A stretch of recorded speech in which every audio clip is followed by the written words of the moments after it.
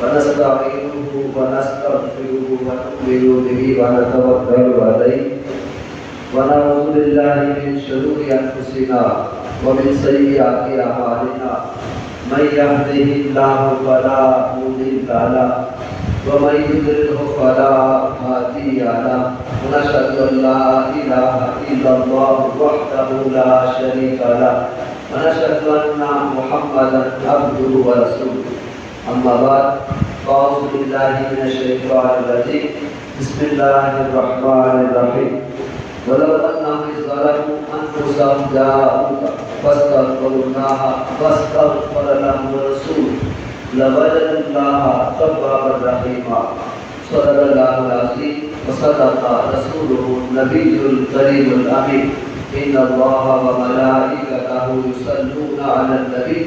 يا أيها الذين آمنوا صلوا عليه وسلموا تسليما الصلاة والسلام عليك يا سيدي يا رسول الله وعلى آلك وصحابك يا سيدي يا حبيب الله اللهم صل على سيدنا ومولانا محمد وعلى آله وصحبه وبارك وسلم الحمدللہ تعالی اللہ کی عزت کا بے پایہ صبر و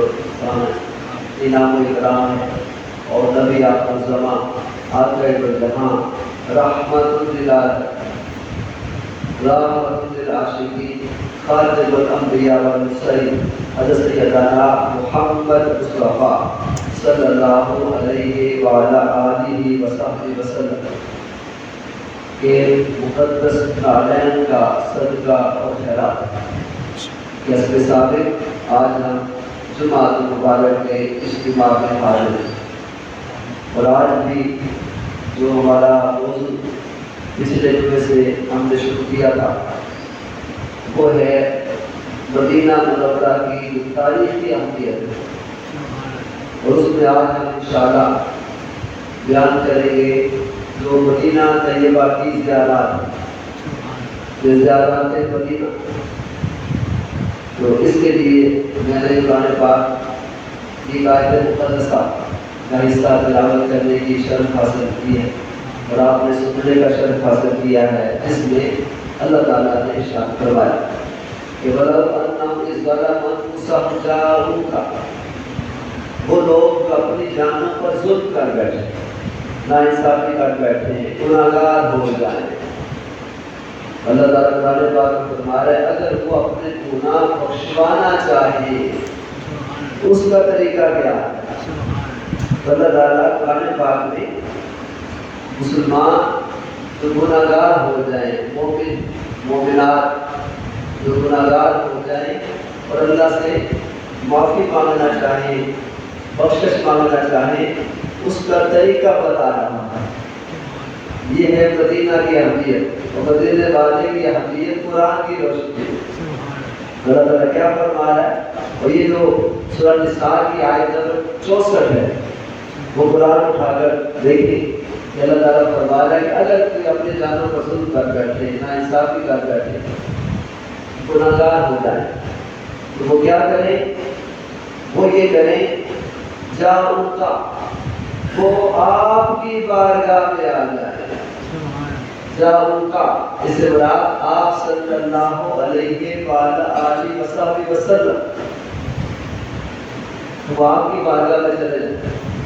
اس سے کیا مراد ہے مدینہ طیبہ قبر مصطفیٰ کیا کہتے ہیں آپ بھی زندہ ہیں اور قیامت تک موجود ہیں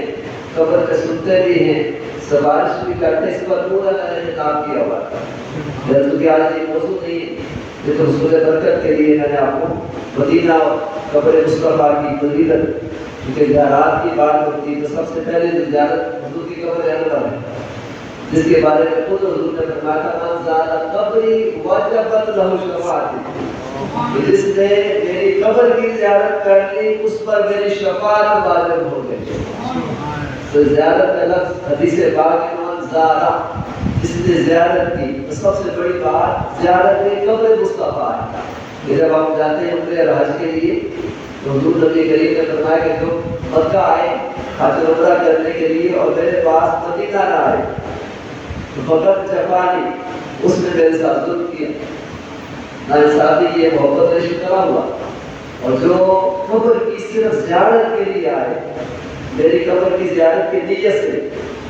اس کی میں اللہ کے حضور سفارش کروں گا۔ اور دیکھیے قرآن کا کیا کہہ رہا ہے، یہ بات کہ جو اپنی جانوں پر ظلم کر بیٹھے گناہ گار ہو جائیں، اللہ تعالیٰ فرما رہا ہے وہ مصطفیٰ کی بارگاہ میں چلے جائیں، جاؤں گا تیرے پاس آ جائے، مدینہ چلے جائے،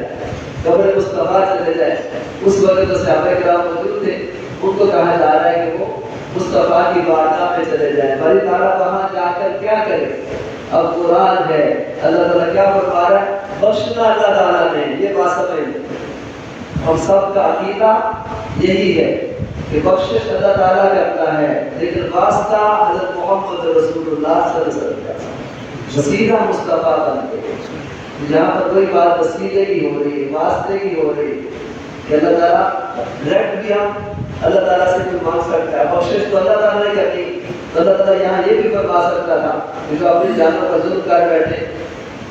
گناہ گار ہو جائیں وہ مجھ سے بخشش طلب کرے۔ اللہ تعالیٰ نے یہ نہیں فرمایا، کیا فرمایا؟ جاؤں گا، کہتے تو آپ کی بارگاہ میں چلے جائیں، آپ کو وسیلہ بنائیں اور سفارش کروائیں، پھر میں کیا کروں گا؟ اگلے الفاظ سنیے، فاستغفر اللہ، وہاں جا کر مجھ سے بخشش طلب کرے، فاستغفر اللہ، پھر وہاں جا کر جو بھی آپ کی بارگاہ میں آ جاتے جو ظلم کر بیٹھے تھے، ناانصافی کر بیٹھے تھے، ان کو چاہیے کہ آپ کی بارگاہ میں جاتے، پھر آپ سے بخشش طلب کرواتے قرآن پاک میں۔ پھر میں کیا کرتا؟ واستغفر لہ الرسول، ابھی بھی میں نہیں پہنچ سکتا جب تک واستغفر لہ الرسول، وہاں جا کر مصطفیٰ سے بخشش کرنے کے لیے سفارش کروائیں، واسطہ وسیلہ بنائیں، اور میرا مصطفیٰ بھی تمہاری سفارش کر دے۔ واستغفر لہ الرسول، اور ان کے لیے میرا رسول بخشش طلب کرے، یہ لفظی ترجمہ ہے، اور ان کے لیے یہ تمہارے لیے کہ وہاں پر تم جاؤ مجھ سے گناہ بخشوانے کے لیے میرے مصطفیٰ کی سفارش کرواؤ، واسطہ بناؤ، اور میرا مصطفیٰ بھی تمہاری شفاعت کرے۔ تو پھر میں کیا کروں گا؟ پھر آگے قرآن پاک کے کیا الفاظ ہیں، لَوَجَدُ اللَّهَ تَوَّابًا رَحِيمًا، تو مجھے تم سب سے زیادہ توبہ قبول کرنے والا، رحم کرنے والا پاؤ گے۔ اس آیت مقدسہ سے پتہ چلا مدینہ کی اہمیت کیا ہے، صاحب مدینہ کی اہمیت کیا ہے، قبر مصطفیٰ کی اہمیت کیا ہے۔ اور آج ہم آگے چلتے ہیں اسی چیز کو لے کر کہ زیارات مدینہ ہے اس کی بات کریں۔ اس لیے جمعے اینڈ پر ہم نے قبر مصطفیٰ کی بات کی تھی، اس کی فضیلت۔ آج ہم چلتے ہیں اسی کے ساتھ مسجد نبوی، تو مسجد نبوی کی اہمیت کیا ہے؟ سب سے بڑی جو زیارت ہے مدینہ پاک میں وہ ہے قبر مصطفیٰ، اس کے بعد میں مسجد نبوی جو آپ کے نوجوان نے اپنے ہاتھوں سے بنایا، اور اس کے اندر بہت ساری زیارات ہیں۔ آج ہم اتنا بھی ٹائم میں اس کی بات کریں گے، باقی انشاءاللہ اگلے جمعے اور اس کو زیارات نبوی، زیارات مدینہ، اس میں مسجد نبوی کی فضیلت اور شان اور عظمت، اس کا اندازہ اس بات سے لگایا جا سکتا ہے کہ خود آپ کے علماء صلی اللہ علیہ وسلم نے اس مسجد کی بنیاد رکھی اور فرمایا میری اس مسجد میں ایک نماز 1000 نمازوں سے افضل ہے سوائے مسجد حرام۔ یہ صحیح بخاری کی حدیث ہے، جس سے پتہ چلا کہ اتنی نمازوں کا ثواب۔ اور ایک اور دوسری حدیث کو بھی ساتھ ملا لیں، اس میں حضور نے یہ بھی ارشاد فرمایا کہ مسجد نبوی میں ایک نماز پڑھنے کا ثواب 50,000 نماز کے برابر ہے، اور مسجد حرام میں نماز پڑھنے کا ثواب 1,00,000 نماز پڑھنے کے برابر ہے۔ اس سے اس کی اہمیت کا پتہ چلتا ہے۔ اور آپ نے تو جہاں آداب کے خود بتائے، اب اس لیے میں نے بہت شکر کیا کہ حج پہ جا رہے، اگلا مہینہ شروع ہونے والا حج کا آخری ایام میں ذوالحجہ کے اس کے بعد حج شروع ہو جائے گا۔ اب لوگ عمرے کے لیے حج کا ارادہ کرنے جا رہے ہیں، اب جب وہ مدینہ پاک جائیں اور مسجد نبوی میں جائیں تو ان کو ادب کا پتہ ہونا چاہیے اس لیے میں نے صرف اور صرف آپ کے تو جہاں نے جو خود ارشاد فرمایا حدیث مصطفیٰ کی اپنی جو اپنا ارشاد ہے وہ آپ کے سامنے رکھ رہا، کوئی تبصرہ نہیں، صرف آپ نے مصطفیٰ کی باتیں سن لی ہیں کہ جب ہم مدینہ پاک میں جائیں تو اس کا ادب کیا ہے، کیسے کریں، جس نے مسجد بنائی آپ کے تو جہاں ہے کوئی اس کا ادب ہی خود بتا رہا ہے۔ اور وہ کیا حدیث پاک سنیے، آقا نے ارشاد فرمایا کہ زائر مسجد کو چاہیے اس کا آداب کا خیال رکھے، مسجد کے آداب ہوتے ہیں اور مسجد نبوی کا تو سب سے زیادہ ادب ہے، اور دایاں پاؤں پہلے داخل کرے اور یہ دعا پڑھے۔ جب وہاں پر جاتے ہیں عام طور پر جو مسجد میں جاتے ہیں یہ دعا اور ہے، جب وہاں پر جائیں تو کیا دعا پڑھے، کیونکہ اس کا تعلق مصطفیٰ کے ساتھ تھا جو نے مسجد بنائی، تو وہاں کیا دعا پڑھے، بسم اللہ والسلام علی رسول اللہ صلی اللہ علیہ وسلم، پہلے یہ کہیں کہ میں اللہ کے نام سے شروع کرتا ہوں اور صلاۃ و سلام ہو نبی مصطفیٰ نبی رحمت آقا تو جہاں صلی اللہ علیہ وسلم پر،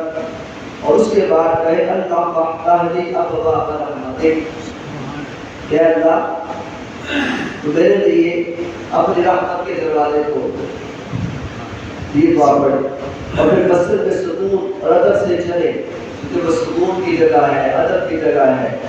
عشق اور محبت کی جگہ ہے، اور پھر لوگوں کی گردنیں نہ پھیلائے اور دروازوں اور گزرگاہوں میں نہ بیٹھے، ریاض الجنہ میں جہاں بھی پوری مسجد نبوی میں جگہ ملے پھر وہاں بیٹھنے سے پہلے 2 رکعت تحیت المسجد پڑھے، یہ بھی سنت ہے، کسی مسجد میں بھی جائیں وہاں وضو کے بعد اگر ٹائم ہو نماز میں تحیت المسجد کی کوئی نفل پڑھے جائے، اور پھر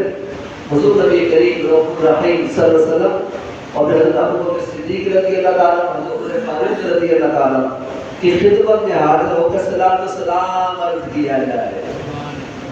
یہ ہے مسجد نبوی کے آداب، اور پھر صلاۃ و سلام کے بعد قبلہ رو ہو کر اللہ تعالیٰ کے حضور گڑ گڑا کر دعائیں مانگی جائیں، دعا پھر ہر دعا قبول ہوتی ہے۔